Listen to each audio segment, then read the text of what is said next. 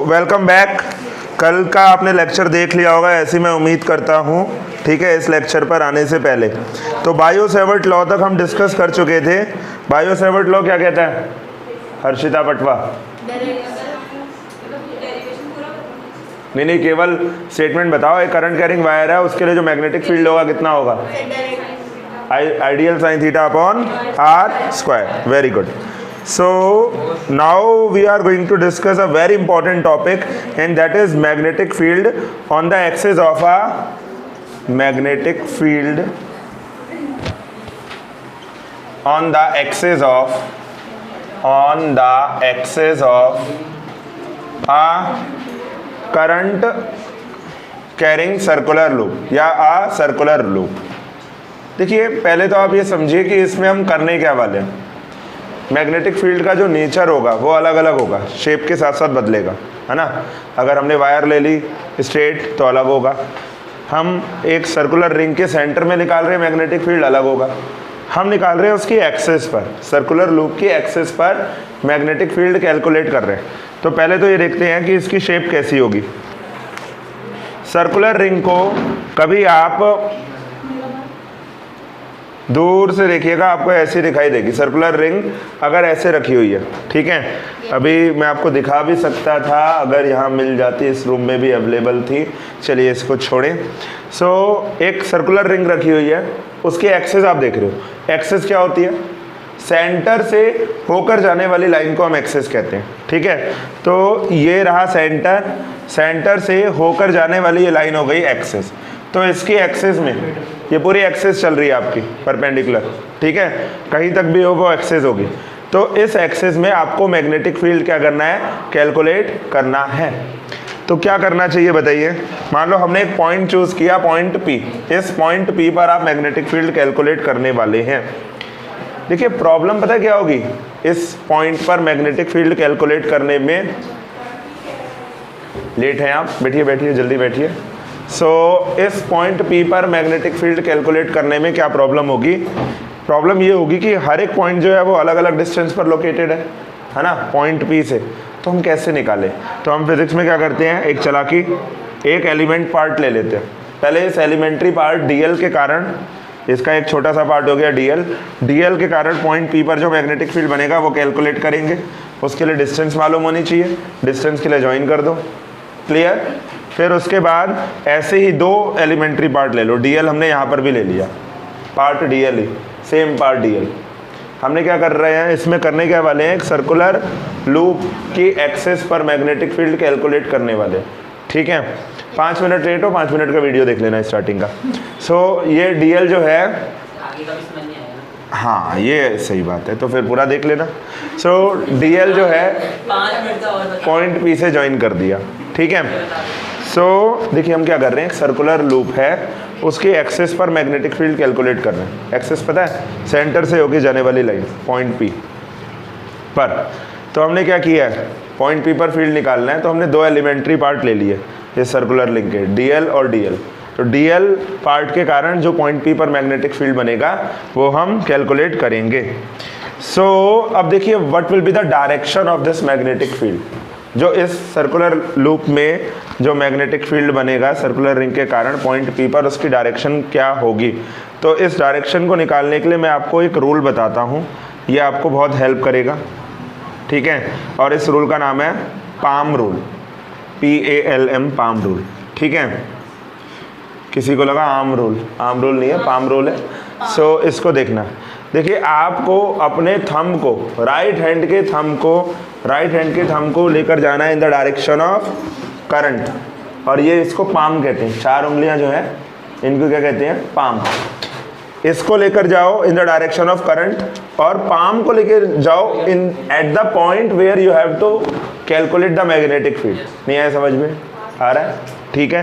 Current in the direction of thumb in the direction of current, and palm in the direction of point. इस palm पर जो perpendicular होगा that will show you the direction of magnetic field. तो इस palm के perpendicular मैं इस सुंदर से प्यारे से मार्कर को ले लेता हूँ, ठीक है। और ये मैंने रख दिया, ये देखो कहाँ आ रही है डायरेक्शन, ऐसी आ रही डायरेक्शन, ठीक है। So this will be the direction of magnetic field, ऐसा रहेगा मैग्नेटिक फील्ड। पाम रूल से। नहीं आ रहा लगाना? ये देखो आपका अपने इस छोटे से हाथ से थंब की डायरेक्शन में लेके जाओ करंट को, पाम को लेकर जाओ in the direction of point, और पाम पर परपेंडिकुलर मैग्नेटिक फील्ड देगा, पाम पर परपेंडिकुलर। ठीक है, सो ये हो गया मैग्नेटिक फील्ड का डायरेक्शन। ऐसे ही जब आप नीचे से लगाओगे मैग्नेटिक फील्ड का डायरेक्शन तो ये निकल के आएगा। ठीक है, इधर ये डीबी, उधर ये डीबी। अच्छा, ये आपने स्मॉल पार्ट से निकाला है तो ये एलिमेंट्री पार्ट भी स्मॉल होगा, डीबी होगा। अब एक काम करो, जब हमारे पास एक ऐसा वेक्टर हो जो क्या कर रहा हो, एक रैंडम डायरेक्शन में जा रहा हो, तो हम उसके कंपोनेंट निकाल लेते हैं, है ना। एक ऐसा कंपोनेंट जो हॉरिजॉन्टल हो और एक ऐसा कंपोनेंट जो वर्टिकल हो। ऐसे ही ये भी देखिए, डीबी का एक कंपोनेंट इधर होगा और एक कंपोनेंट डाउनवर्ड होगा। ठीक है, मान लेते हैं ये वाला एंगल जो है फाई है, ये वाला एंगल फाई है। ठीक है, if these two angles are phi, mathematically this angle also will be phi. ठीक है, ये वाला एंगल भी फाई हो जाएगा, ये वाला एंगल भी फाई हो जाएगा। ठीक है, फाई के अलोंग कौन सा कंपोनेंट जाएगा? कॉस वाला, है ना। सो डीबी कॉस फाई जो होगा वो होगा डाउनवर्ड, डीबी कॉस फाई यहाँ पर होगा अपवर्ड। ठीक है, फाई के अलोंग जो जा रहा है। और साइन वाला किधर को जाएगा? दोनों के साइन वाले इधर को, है ना। चाहे वो इधर वाला मैग्नेटिक फील्ड हो नीचे के कारण जो बना, नीचे वाले डीएल एलिमेंट के कारण जो फील्ड बना वो इधर को। ठीक है, so both the components of, चाहे वर्टिकली डाउनवर्ड हो या वर्टिकली अपवर्ड हो, दोनों के जो कंपोनेंट साइन वाले बने वो एक साथ जा रहे हैं इस डायरेक्शन में। डीबी साइन फाई ये ऊपर वाले का और डीबी साइन फाई ये नीचे वाले का, दोनों अलोंग जा रहे हैं। कॉस वाले कैसे हैं? एक दूसरे के अपोजिट डायरेक्शन में। कैसे होंगे? इनका मैग्नेटिक फील्ड होगा इक्वल। ठीक है, तो इनका मैग्नेटिक फील्ड इक्वल है, ये दोनों कैंसिल आउट हो जाएंगे। ठीक है, और साइन वाले कंपोनेंट क्या हो जाएंगे? ऐड हो जाएंगे। Is it clear? Very good. अब एक बात और जो बहुत इंपॉर्टेंट है, समझते हैं इसको। मान लेते हैं सर्कुलर रिंग की जो रेडियस है वो a है। ठीक है, अब मुझे बताइए ये वाला एंगल कितना होगा? How much this angle will be? 90 degree. क्यों होगा 90 डिग्री? क्योंकि ये देखिए ये रेडियस है, ये रेडियस वेक्टर है और ये टेंजेंट है। टेंजेंट परपेंडिकुलर होती है रेडियस के, तो ये वाला एंगल 90 डिग्री होगा। सो इन दिस एनी कन्फ्यूजन? क्या करने वाले हैं, और ये जो डिस्टेंस थी ये ले लेते हैं r, मतलब कि सेंटर से जितनी डिस्टेंस पर हम निकाल रहे हैं वो डिस्टेंस है r। ठीक है, सो अगर मैं यहाँ पर किसी को स्कॉल्ड करूँगा तो वो रिकॉर्डिंग जो है वो हमेशा जन्म जन्मांतर तक रहेगी, तो इसलिए कुछ भी ऐसा ना करें कि डांट खानी पड़े। So let's go further. Magnetic field, figure magnetic field on the axis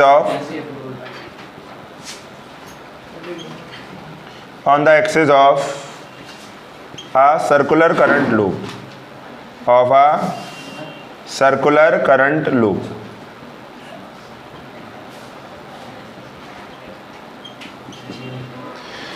अब देखिए हमने एक एलिमेंट डीएल ले लिया था, है ना, जिसके कारण हम मैग्नेटिक फील्ड निकाल लें।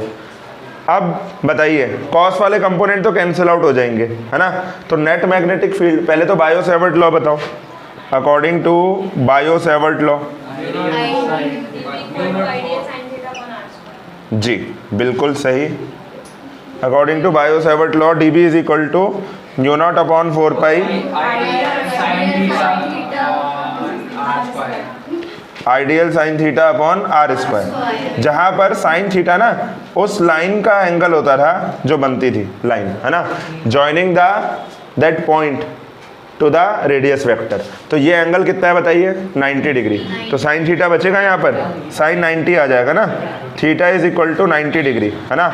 सो d B is equal to, अब जो आएगा समझ में आ रहा है आपको, ये थीटा 90 क्यों लिया? ये वाला एंगल जो है करंट एलिमेंट का, लाइन जो ज्वाइन कर रही है 90 डिग्री पर। So d B is equal to अब आ जाएगा mu naught upon 4 pi I d l upon r square, sine 91 होता है। ठीक है, सो ये हमें इक्वेशन मिली। अब एक काम करो, हमने दोनों कंपोनेंट्स देख लिए हैं, दोनों कंपोनेंट्स देखे या नहीं देखे? बिल्कुल देखे। क्या क्या कंपोनेंट्स आए? एक अलोंग एक्स एक्सिस और एक अलोंग वाई एक्सिस। ठीक है, सो जो वाई एक्सिस कंपोनेंट है, वाई एक्सिस कंपोनेंट, इनकी अगर हम बात करें तो ये हो जाएंगे कैंसिल आउट। क्यों? डीबी कॉस फाई ऊपर को, डीबी कॉस फाई नीचे को, है ना, cancel out, dB cos phi cancel out, तो ये हो जाएंगे कैंसिल आउट। ठीक है, क्या बचेगा 2 dB साइन फाई, जो नेट मैग्नेटिक फील्ड होगा, हम कह सकते हैं ना net magnetic field depends on, net magnetic field depends on 2 dB sine phi. अच्छा, 2 dB साइन फाई पर नेट मैग्नेटिक फील्ड डिपेंड करेगा। क्या हुआ मैदान, यानी कंफ्यूजन? सर दिख नहीं रहा। अच्छा, ना दिखने का कंफ्यूजन है, कोई बात नहीं, लिखने के लिए टाइम मिलेगा आपको। अब इसके बाद जरा डीबी की वैल्यू सब्स्टिट्यूट कर दो। ठीक है, कितना आ जाएगा ये? सो जो नेट मैग्नेटिक फील्ड होगा B will be equal to integration of, B will be equal to integration dB sine phi. ये आपको समझ में आई क्या? क्योंकि साइन वाले कंपोनेंट ही अलॉन्ग जा रहे हैं। अब देखिए साइन फाई की वैल्यू बताइए, किसी ट्रायंगल में से आप निकालिए साइन फाई की वैल्यू। साइन थीटा कितना होता है? परपेंडिकुलर अपॉन हाइपोटेनियस, फाई के सामने परपेंडिकुलर ए, हाइपोटेनियस कितना है? हाइपोटेनियस ये हो जाएगा a square plus r square, हो जाएगा अंडर रूट में, अंडर रूट में होगा ना, अपॉन में under root a square plus r square. बहुत अच्छा, वैल्यू निकाल लिया। अब b इज इक्वल टू आ जाएगा इंटीग्रेशन डी बी कितना है? Mu naught upon 4 pi I dl upon r square, है ना, into a upon under root a square plus r square, है ना, यही आ जाएगा। अच्छा, यहाँ पर आर स्क्वायर आना चाहिए, एस स्क्वायर आना चाहिए। सोचो ये वाली जो डिस्टेंस है, डिस्टेंस कौन सी लेंगे? ये वाली लेंगे, ये वाली लेंगे? ये वाली आर वाली। डीएल करंट एलिमेंट के कारण निकाल रहे हैं ना, तो ये वाली डिस्टेंस लेंगे। मतलब कि एक काम करो, इसको यहाँ पर आर की जगह एस कर लो, है ना, इसको 2 नाम दे देते हैं ना, एस इज इक्वल टू इतना हो गया, ताकि हमारा जो डेरिवेशन है वो सही रहेगा, एग्जैक्टली रहेगा, है ना। आर स्क्वायर जो नोटेशन थी वो बायो सेवर्ट लॉ की थी। यहाँ पर करंट एलिमेंट कितना डिस्टेंस पर है? एस डिस्टेंस पर है, जहाँ एस की वैल्यू कितनी है? पाइथागोरस से आ गई, root a square plus r square. समझ में आ रहा है? क्लियर है? Very good. सो वैल्यू रख दी, आर की भी वैल्यू रख दो जरा यहाँ पर भी, कितनी कितनी कितनी कितनी? आर स्क्वायर है ना, एस स्क्वायर है, तो a square plus r square. अब ये कितना बन जाएगा? B is equal to mu naught constant बाहर, 4 पाई कॉन्स्टेंट बाहर, आई बाहर, है ना, ए अपॉन, अच्छा ए को भी बाहर ले लो, अंदर कितना बचेगा इंटीग्रेशन में? Dl upon a square plus r square की पावर 3/2, यही तो बचेगा इंटीग्रेशन के अंदर। ठीक है, so note it down.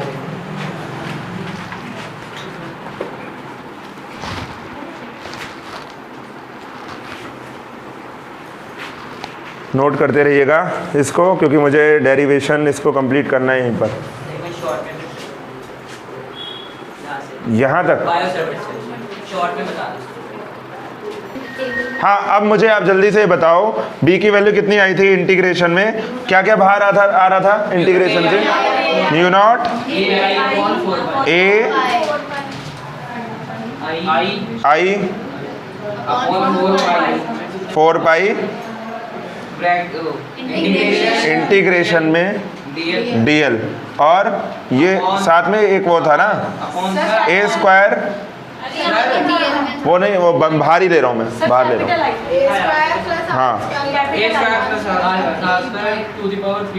A square plus r square की पावर 3/2, ये था ना इंटीग्रेशन डीएल। अब एक बात बताओ, जब आप डीएल को इंटीग्रेट करोगे आपको कितना मिलेगा?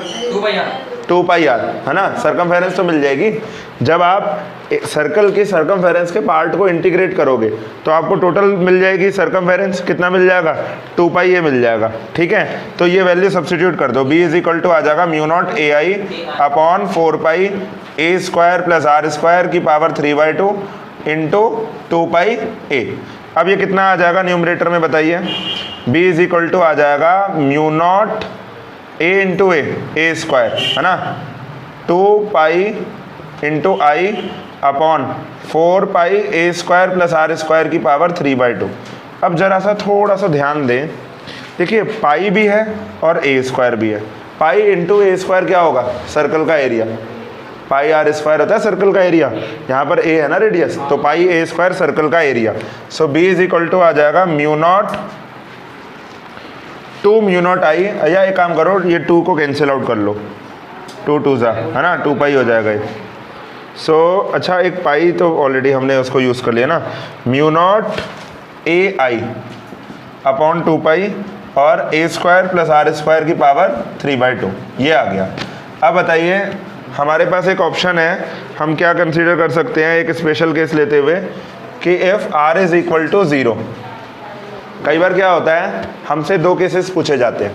पहला ये कि आप मैग्नेटिक फील्ड निकालो एक्सिस में, वो हमने निकाल दिया। अगर वो आपसे कह रहा है कि मैग्नेटिक फील्ड निकालो सेंटर में, तो सेंटर कहाँ पर होगा सोचो, एक्सिस में ये जो डिस्टेंस चल रही थी आर ये 0 हो जाए, अगर एक्सिस में जो डिस्टेंस चल रही है आर ये 0 हो जाए तो आप सेंटर में नहीं पहुँच जाओगे, है ना। सो आर शुड बी 0। जब आप आर को 0 लोगे तो बी इज इक्वल टू कितना आ जाएगा, mu naught a I upon 2 pi, r को 0 ले लो, ए स्क्वायर की पावर 3/2 तो ए क्यूब आ जाएगा, ए स्क्वायर की पावर 3/2 कैंसिल आउट हो जाएगा ना, 2 और 2 तो इतना मिलेगा आपको। ठीक है, तो ये तो अभी निकल के आया है जब हमारे पास कितने नंबर ऑफ टर्न्स थे, ये जो अभी हमने निकाला है ये हमारे पास तब आया है जब हमारे पास नंबर ऑफ टर्न्स हो 1 सिंगल टर्न के लिए। अगर आप n नंबर ऑफ टर्न्स के लिए निकालोगे तो एक n से और मल्टीप्लाई हो जाएगा, ठीक है, for n number of turns. Clear? So note it down. Sir small